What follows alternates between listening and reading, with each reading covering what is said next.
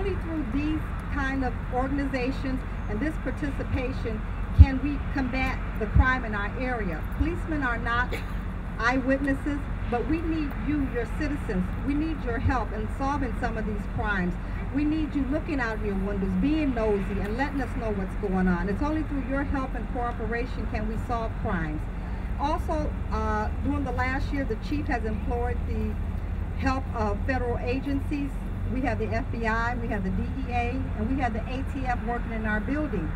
And through this collaborations with these organizations, we have solved quite a few crimes. We have solved crimes. We have charged criminals.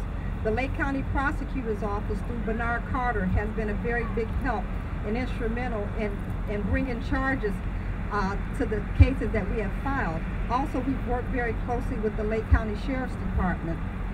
So our job here today is to commend you, the citizens that do take action and do get involved, and we ask that you continue to assist us because we do need your help. And we thank you for coming out tonight.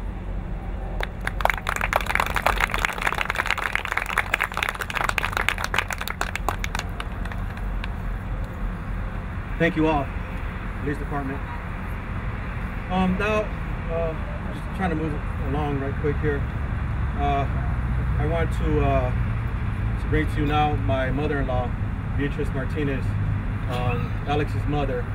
So now you're going to hear the realization of losing a son or a daughter. So please give a round of applause for my mother-in-law.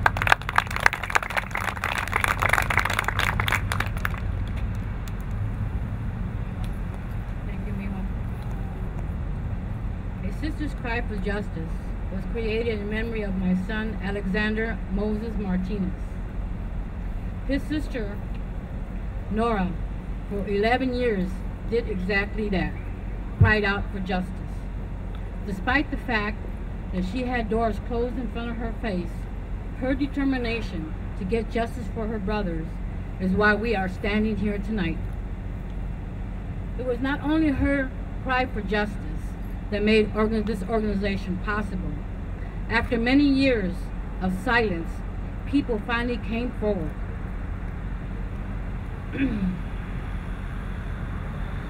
It took their courage to point out my son's killer and identify Francisco Javier Oropesa as the one who shot my son.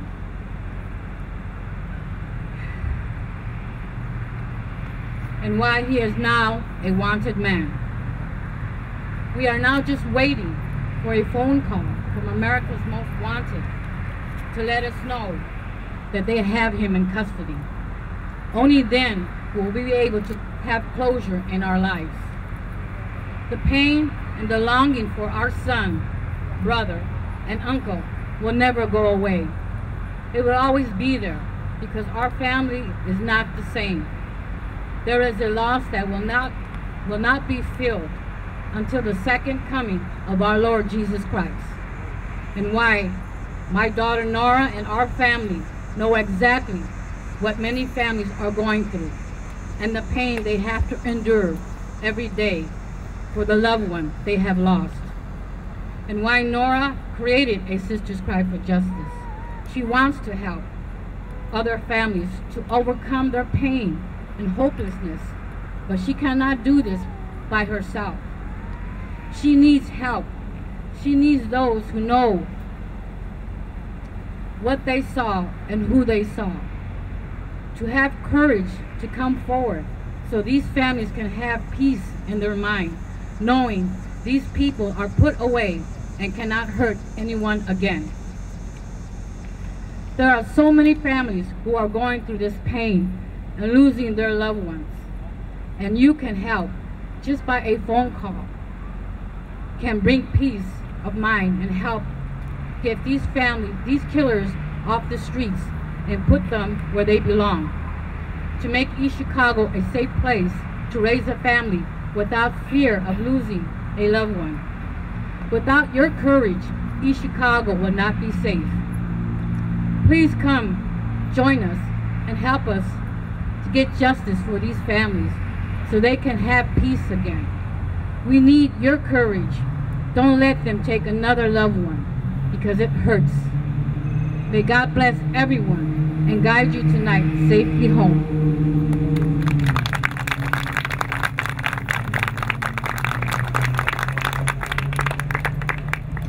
Thank you very much, Ms. Martinez.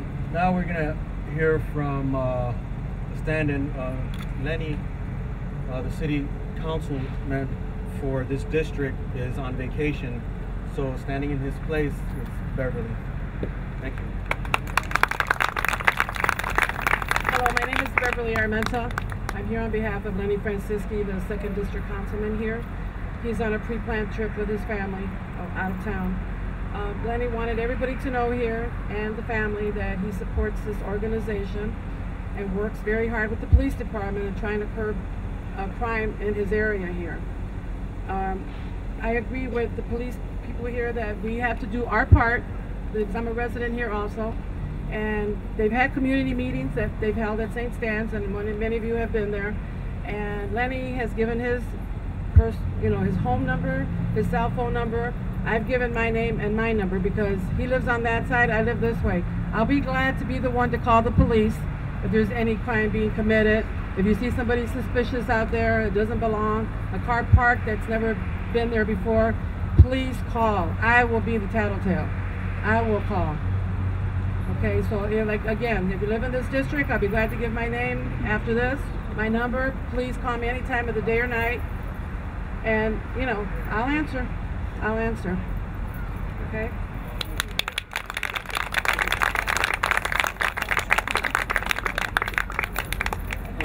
Now we're trying to get like the Crime Watch as much as possible in every district in the community. We have the Crime Watch, Washington Park Crime Watch is very active, and they are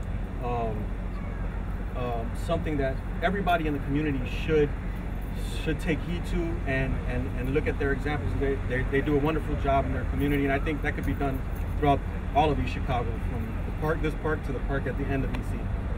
So right now we want to hear from somebody from Crime Watch. Ms. Ramos, would you?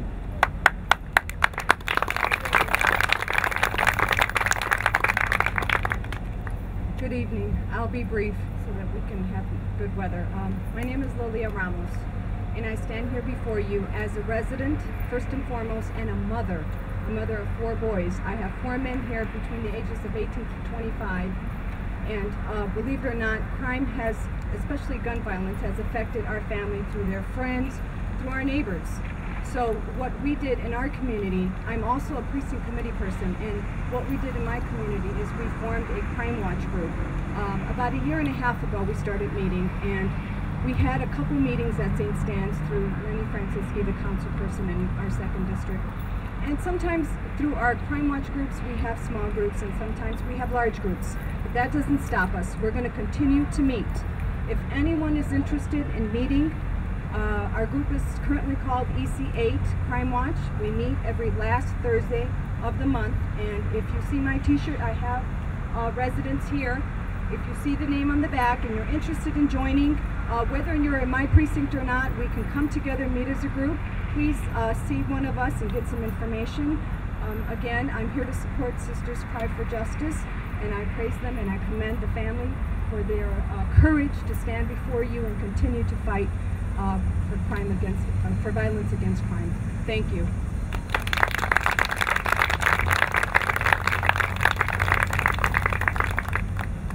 Our last speaker is going to be my wife, Nora.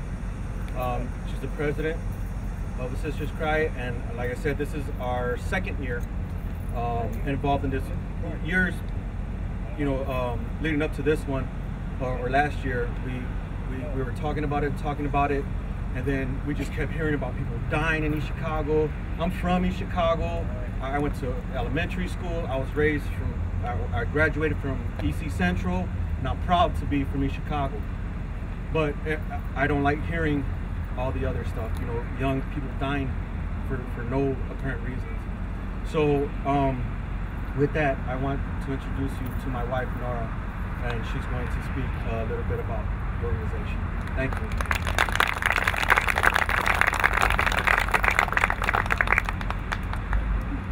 Good evening, everyone. First and foremost, I want to say thank you for attending this evening. May the Lord bless us all and give us strength and peace. National Night Out Against Crime was introduced in 1984 by the National Association of Town Watch in an effort to heighten awareness and strengthen participation in local anti-crime efforts. Pardon me, please. Tonight, a Sisters Cry for Justice, along with the local and county officials, are joined together to do just that. This evening is dedicated to all of you who are here in support of our cause. A Sisters Cry for Justice is trying to heighten awareness of gun violence in East Chicago by holding visuals, posting billboards, Facebook, and using every stream of media possible, as well as getting Lake County involved and getting East Chicago Police Department involved. Alexander Martinez was my little brother for 20 years. A gentleman by the name of Javier Oropesa decided he was the one to choose my brother's fate. Javier fired 5 times at Alex, striking him 4 at close range. A major artery was struck and hit my brother in his neck, causing massive blood loss, and he died. Our family was turned upside down, not being able to grasp the concept of losing a loved one to murder. Silence was the only thing that came between first-degree murder charges and Alex's case remaining unsolved for 11 years. This allowed a cold-hearted killer to flee not only the city, the county, or state. Javier left the country, and I will continue on chasing him, and I won't stop, ever. I know in my heart, no one can hide from the Lord. No matter where you are on this earth, He knows your every step. Law enforcement can only do so much. It takes the community to rise up and say, no more. Children are dying in these streets, and families are left to suffer. We encourage you to get involved in the Community Watch program, because there is good than bad in our city, and we can make a difference. Other surrounding cities this evening are having food, music, and festivities at their National Night Out events, but our city is different. We are in of change, and we need to change together. Again, I would like to thank you all for your support. Stop the silence and end the violence. Give faith a chance. And in dedication of those who have fallen victim, we're going to have a silence walk to protest silence in this community. Please join us.